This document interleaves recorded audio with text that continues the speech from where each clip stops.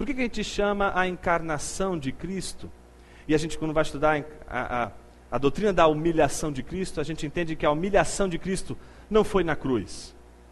O primeiro susto, o primeiro assombro de alguém quando vai estudar a doutrina da humilhação de Cristo é esse.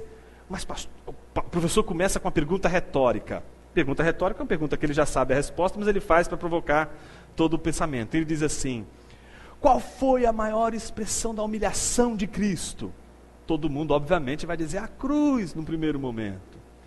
Ele vai dizer, não. A humilhação de Cristo está quando ele se torna homem, é na encarnação. A gente tem que lembrar de Filipenses 2, capítulo 5, lembra? Tende em vós, eu vou falar sobre isso e a gente vai dar uma pausa. Tende em vós a mesma, e eu vou usar a palavrinha no grego, que é frônesis de Cristo. Paulo começa dizendo assim, que muitos dizem que inclusive poderia ter sido, poderia ter sido o fragmento de uma canção da igreja, que por exemplo não era uma crença que pertencia só a Paulo, mas a toda a igreja confessava isso.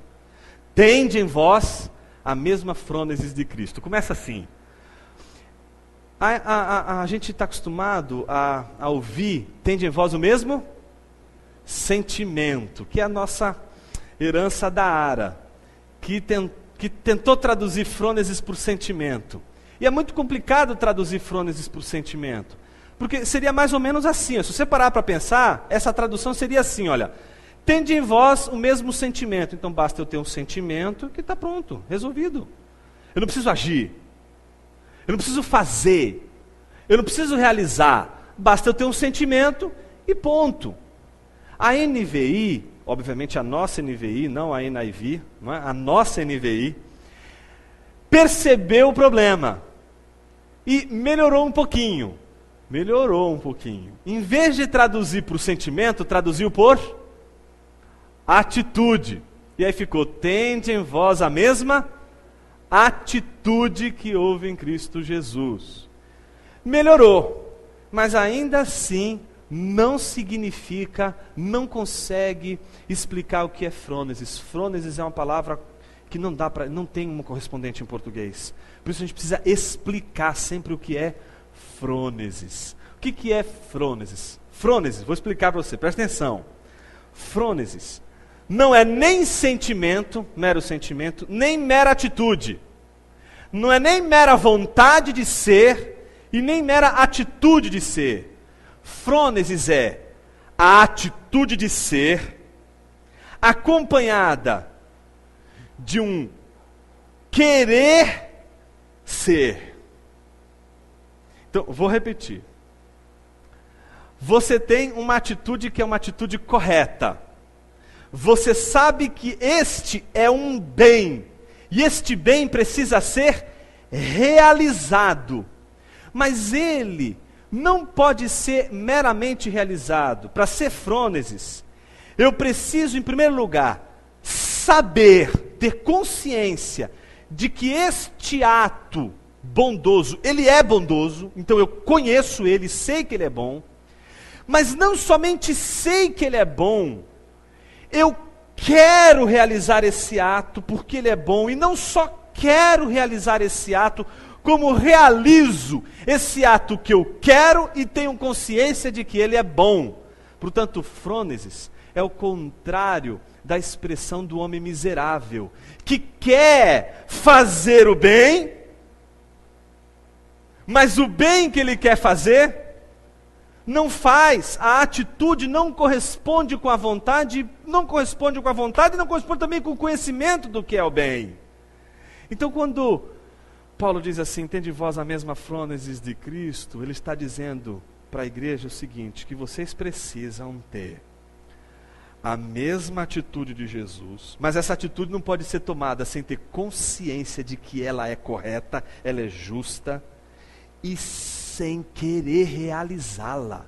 Portanto, é o ápice de todo o agir bem.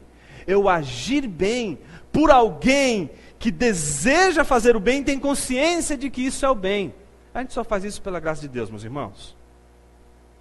A gente só faz isso quando a graça de Deus repousa em nós. E aí, depois de dizer isso, Ele diz assim: tende vós a mesma frônesis de Cristo. Aí vem a pergunta: qual é a frônesis de Cristo?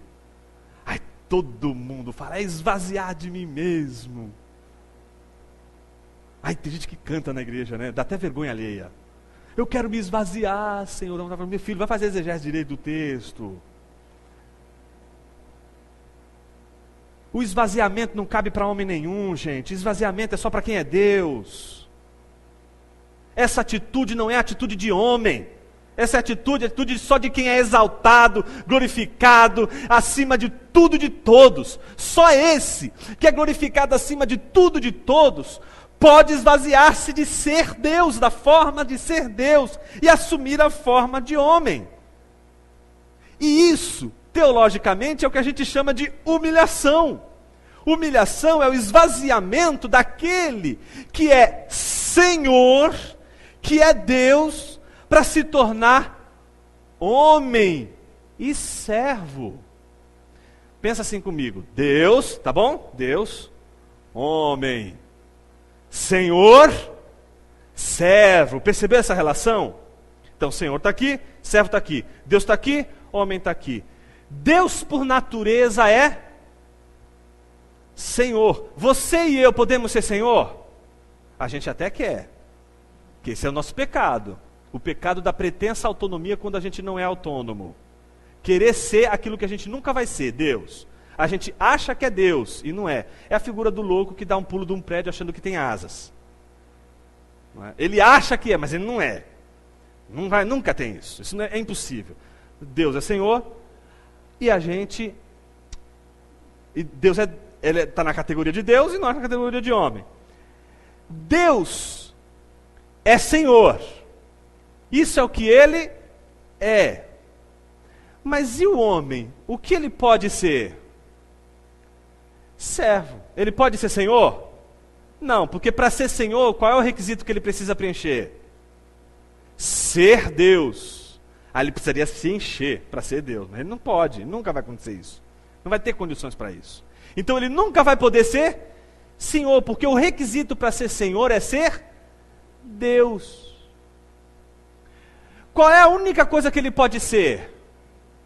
Servo, porque o único requisito que é necessário para ser servo é ser homem. O que Jesus precisa fazer para realizar sua frônesis? Ser homem? Não, senhor. Ele precisa ser servo. O problema é que para ser servo, ele vai ter que preencher o único requisito fundamental para alguém se tornar servo, que é ser homem. Portanto, não é suficientemente pelo fato de você ser homem que você será servo. Mas se você é servo, é porque você é homem.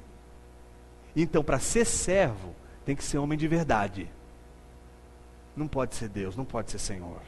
Então, Jesus, ele preenche o requisito do serviço. Então, quando ele diz, tende em vós a mesma atitude, ele não está falando do esvaziamento, gente. Deus não quer que você se esvazie.